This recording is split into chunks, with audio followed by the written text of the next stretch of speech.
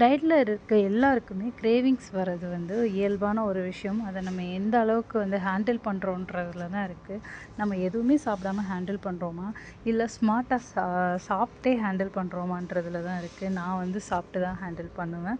So அந்த மாதிரி தான் இந்த டிஷ்ஷும் நான் இன்றைக்கி ட்ரை பண்ணியிருந்தேன். கஸ்டர்ட் ஃப்ரூட் சாலட், இது நார்மலாக எல்லோரும் செய்கிறது தானே அப்படின்னா சுகர் போட்டு செய்வாங்க. நான் இன்றைக்கி பிளான் பேஸ்டு சுகர் போட்டு நான் செஞ்சுருக்கேன். இது எப்படி அப்படின்னு பார்த்தீங்கன்னா, இது ஒரு மாங்க் ஃப்ரூட்லேருந்து எடுக்கக்கூடிய ஒரு சுகர் தான். ஸோ இதில் 0 கேலரிஸ். நம்ம வந்து தாராளமாக இதை வந்து நம்ம யூஸ் பண்ணலாம். மில்கை பொறுத்தவரை உங்களுக்கு ப்ரோட்டீன், கால்சியம் இந்த மாதிரி தான் இருக்குது. நீங்கள் யூஸ் பண்ணுற ஃப்ரூட்டில் மட்டும்தான் கார்ப்ஸ், சுகர் இந்த மாதிரிலாம் இருக்குது. இன்றைக்கி நான் யூஸ் பண்ண மில்க்குமே பார்த்திங்கன்னா லோ ஃபேட் மில்க்கு தான். ஸோ நான் எடுத்துக்கிட்ட ஃப்ரூட்ஸ்ன்னு பார்த்திங்கன்னா பப்பாயா அண்ட் ஆப்பிள், பொமிகிரானட், அதுக்கப்புறமேட்டு கொஞ்சோண்டு பைனாப்பிள், அப்புறம் பனானா, அதுக்கப்புறம் கொஞ்சம் கிரேப்ஸ், இந்த மாதிரியான ஃப்ரூட்ஸ் மட்டும் கொஞ்சம் கொஞ்சம் தான் எடுத்திருக்கேன். இதை நான் நிறையா எடுக்கும்போது தான் எனக்கு கேலரிஸ் நிறையா ஆகும். என்னோடய வெயிட் லாஸில் வந்து ஸ்லோவாக நடக்கும். நான் இதையே லஞ்சாக எடுத்துக்கும்போது, அதுவும் கம்மியான குவான்டிட்டி எடுத்துக்கும்போது எனக்கு வெயிட் லாஸ் வந்து கம்மியாகிறதுக்கான சான்சஸ் ரொம்ப கம்மி தான்.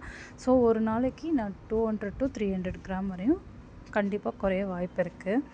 ஸோ இந்த ஃப்ரூட்டில் நான் தனித்தனியாக ஒரு பேட்ச் பண்ணியிருந்தேன். சுகர் போட்டு ஒரு பேட்சும், என்னோடய மாங்க் ஃப்ரூட்டோட சுகர் போட்டு ஒரு பேட்சும் பண்ணியிருந்தேன்.